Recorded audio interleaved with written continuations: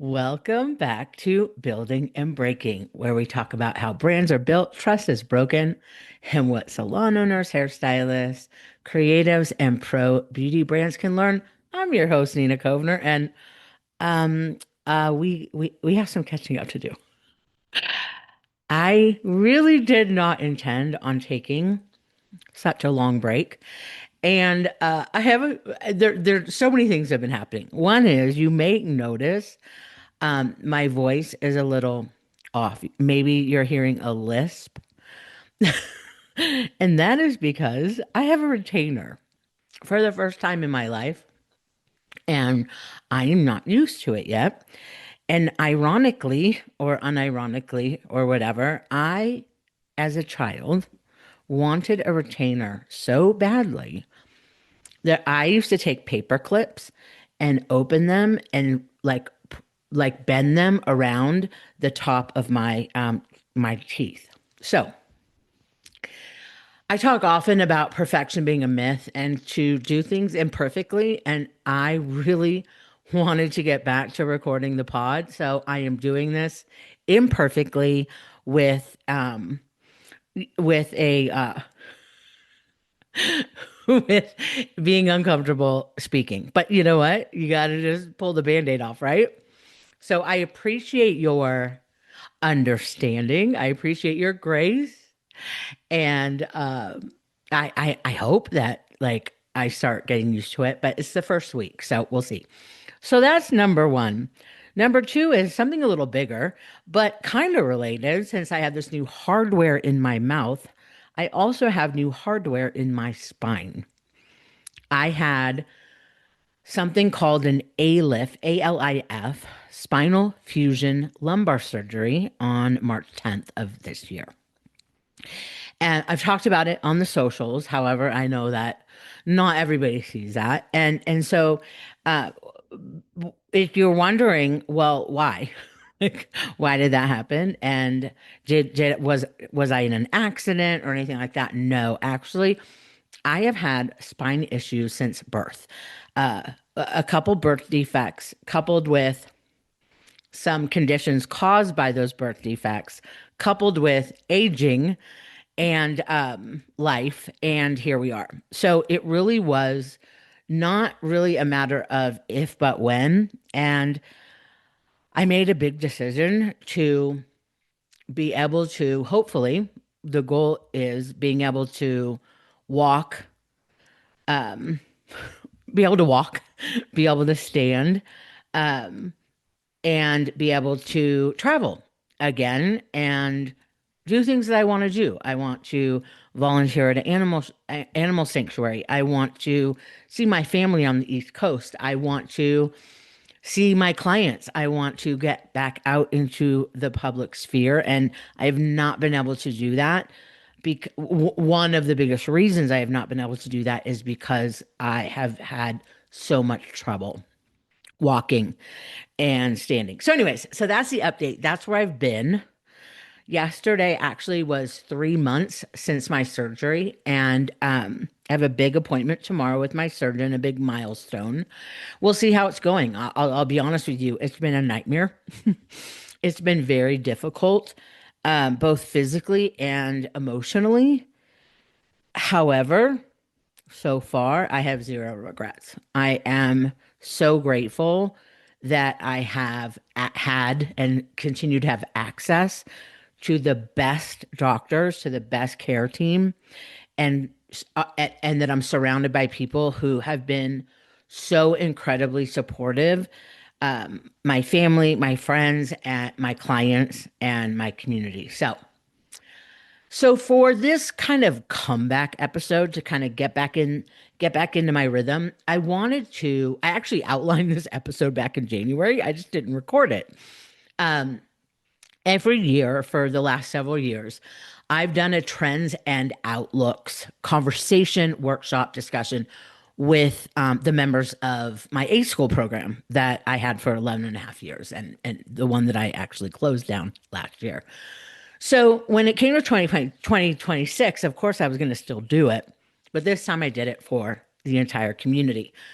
And the theme of that the theme of that talk was a shift toward discernment.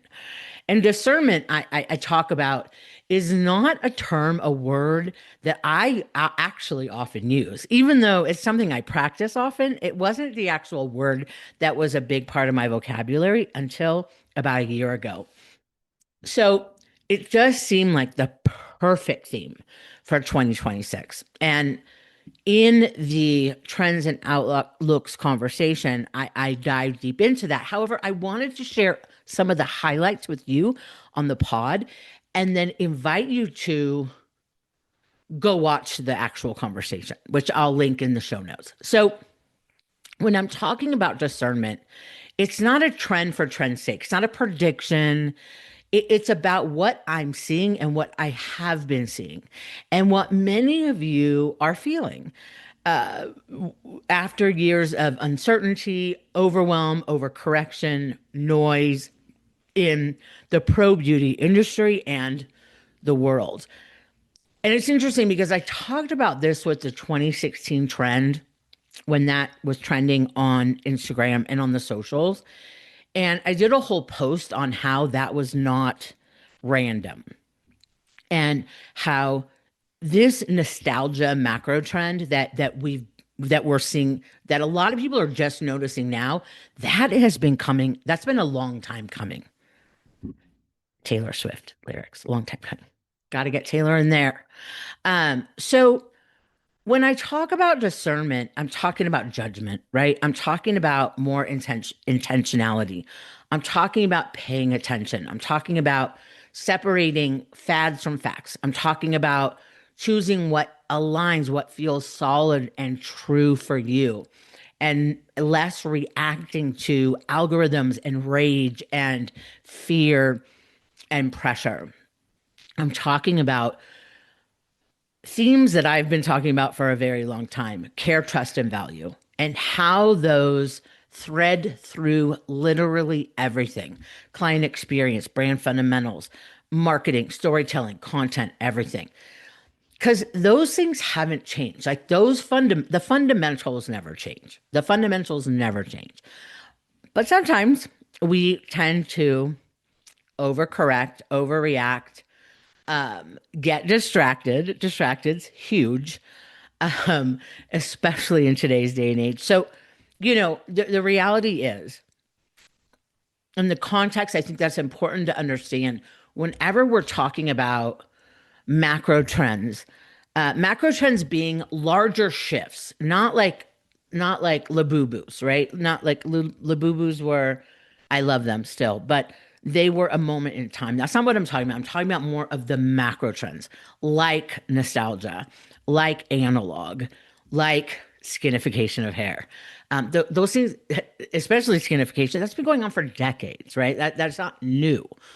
So the reality, though, is over the last several years, we are seeing rising costs. We're seeing tighter margins. We're seeing emotional fatigue around everything. And with that, we saw in the professional beauty industry, which I've done podcasts about, did multiple podcasts about, is we began to confuse healthy boundaries with walls. Client experience started to break down. Independence not working for everybody. And so that led to that led to a real frustration, a real disappointment, um, and just really ultimately utter chaos. And so I think it was also a wake up call for a lot of people in our industry, in my experience, to say, okay, well, this didn't work, right? Whether it was 4-page client agreements that make it incredibly difficult to do business with, pricing outside of your market position and brand story. I could go on and on as to what those overcorrections look like. And again, I talked about that in many different podcasts. But I think what we're seeing now is that wake up call turned into, you know what? Like, I actually need to put my head down and get focused on what matters. Get focused on what matters.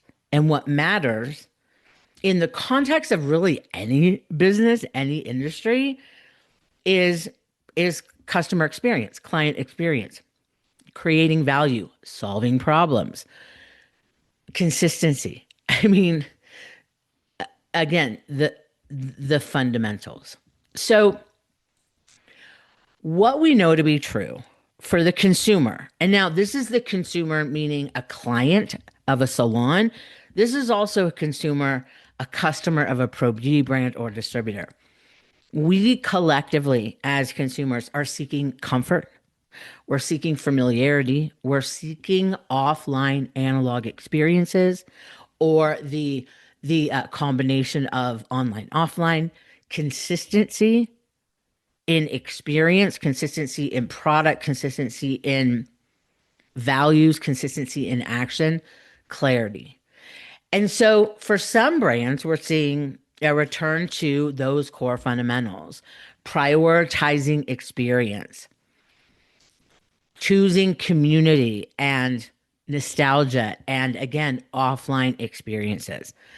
And so it's not nostalgia in the fact, it's not an aesthetic. It's not like, oh, look at this OG like 8-track tape, even though, again, we see it in a lot of different ways. And I share that in the trends and outlooks conversation, which you'll see the visuals of if you decide to watch the whole conversation. But this nostalgia is more about comfort and certainty in a place of uncertainty. And look, we've been talking about uncertainty since 2020. For many of us, we for many of us, not all of us, but for many of us, the pandemic was the first time that we felt uncertainty in our lives. Not all of us, but really that complete and utter lack of control. So we still are reaching for things that feel safe, and not safe like scary, safe like comfort, right? So nostalgia really plays into that. So what that looks like is when you look at your client experience, or if you're a brand or a distributor, you look at the experiences that you're creating for your customers, for your stylist customers, for your salon customers, and for your events, or for your education, or for if you're a DSC meeting with salons. And the key here is simplicity, it's comfort, it's calming, it's consistent, consistent. It's about well-being. It's about simplicity. I cannot say that. Oh, I cannot say that enough. And that could look like less product, which I know brands don't want to hear.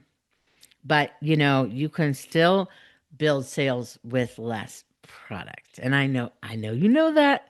Just like salons can still build with less service offerings. We always are going to want to align with what our customer values, and each brand has a different customer. Each salon has a different customer, right? But the question really ultimately asks, how are we showing our clients and customers, team members, or tenants we care? And is it relevant to what they are seeking and what they see as care? Building trust, consistency. Consistency is a huge part of building trust. Follow through, familiarity, clear communication, simplified menus and product offerings. We've talked about that a lot on the pod. Uh, so, again, consistency builds trust, and trust is the foundation of all of this, right? And we have a big trust problem in the industry. We have a trust problem with clients and salons. We have a trust problems with salons and brands. And I work at a purview. I see all of these things because I work with so many different types of groups within this industry, whether it's independent stylists, employment-based salon owners, influencers, educators, beauty brand executives, etc. So I see it from many different angles. And there is a trust issue. There's a trust issue in our country. Um, so this is not unique to the professional beauty industry. And then value. What does value look like? Well, I just did a post yesterday on my IG about I'm seeing so many AI graphics that all look the same. And I'm saying, look, it's diminishing brand value because there's no differentiation. So when we look at value, value is in the eye of the beholder. So it's going to obviously depend on brand because depending on your brand people, aka aka audience, value is going to look different, right? But but generally speaking, value is what works for me, right? What's worth my time, my money, my energy. So experiences that are of high value, not necessarily high price. We did a whole podcast episode on that. Elf was a great example. The Elf episode, the first Elf episode, I talked about price and value. Scalp health. I talked about that a million times. I won't shut the fuck up about it. I don't care where you sit in this industry. If you are not paying attention to the scalp, you are missing out on something that matters greatly to customers, salon clients, and salons. Um, fewer things, fewer things, higher value, right? Um, so care, trust, value. And value, is it worth my time? Is it worth my money? Is it worth my energy? So when we think about care, trust, and value and the kind of macro trend of simplicity and simplification, it is really one of the biggest parts of discernment. I'm going to give a really good example. I was having a discussion with a client who is a salon owner, employment-based salon owner client who is very, very invested in and does very well at client experience. It's a big part of their brand, is elevated experiences executed consistently. So they are constantly looking at the client experience, what I call the awesome client journey, pre-visit, visit, and post-visit, right? Because it's literally a journey.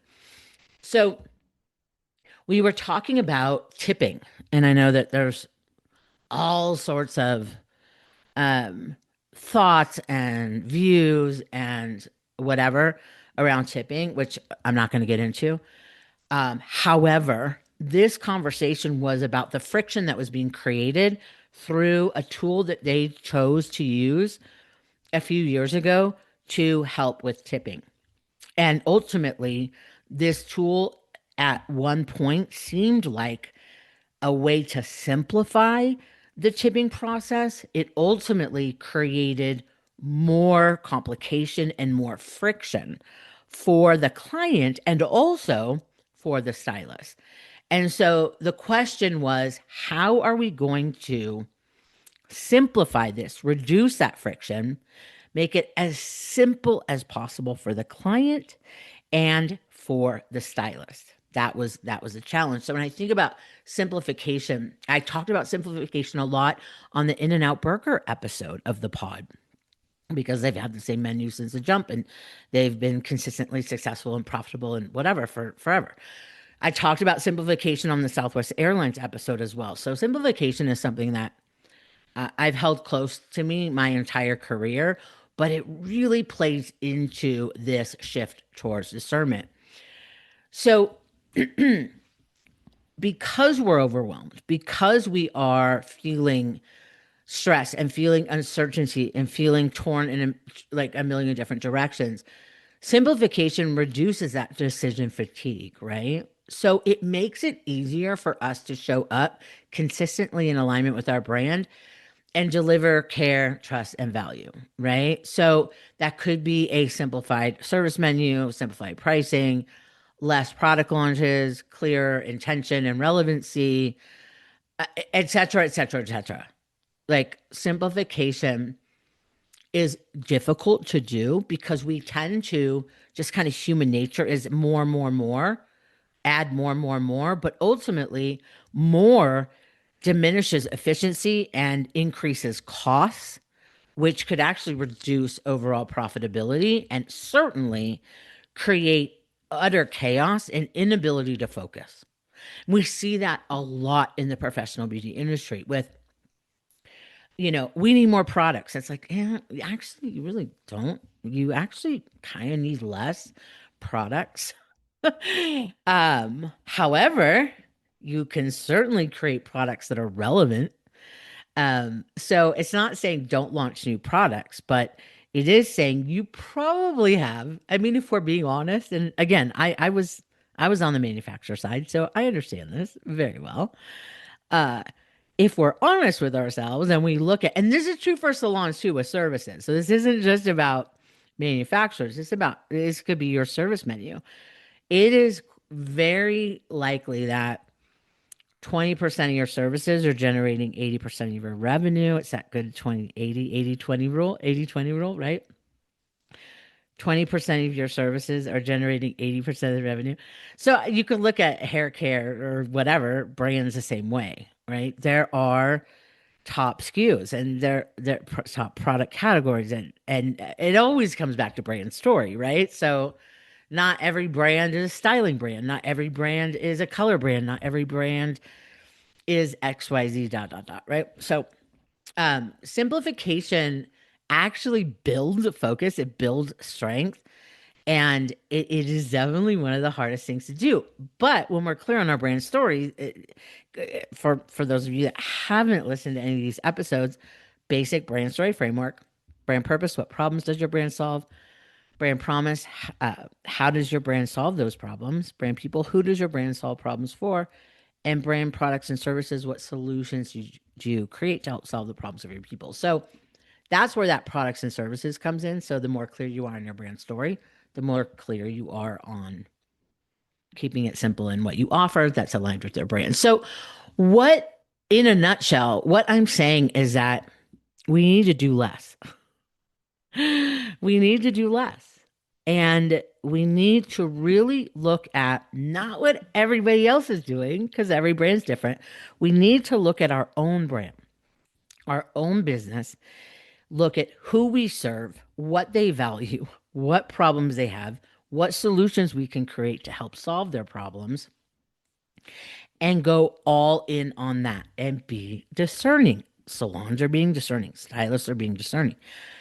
And that's a good thing. That's a good thing. We're less reactivity, right? Focus on the fundamentals, executing them consistently, going all in on client and customer experience. That's discernment. That is discernment. Consistency builds trust. Trust builds relationships. Relationships can turn into referrals. And referrals can be retained when we deliver consistently on our brand promises. And retained referrals create higher lifetime client and customer value and revenue. Simple, not easy. Simple. So it feels good to be back again. Thank you for your grace with the way that I'm talking. I feel very awkward and uncomfortable, but I have to practice what I preach. And I just decided today I was gonna show up imperfect. If you would like to listen to the entire 2026 Trends and Outlooks conversation, I will link that in the show notes. It feels good to be back. Again, thank you for the love, for your patience, for your support. I am incredibly grateful for it. I am incredibly grateful that I get to do the work that I love every day and empower the people that I love every day. I do not take a second of that for granted. So thank you for being here. And of course, if you have questions, you can always find me on the internet. I did change my Instagram to at Nina L. Kovner, Kovner. So you can find me there. You can DM me there. And yeah, it feels good to be back. Have a peaceful day. Bye.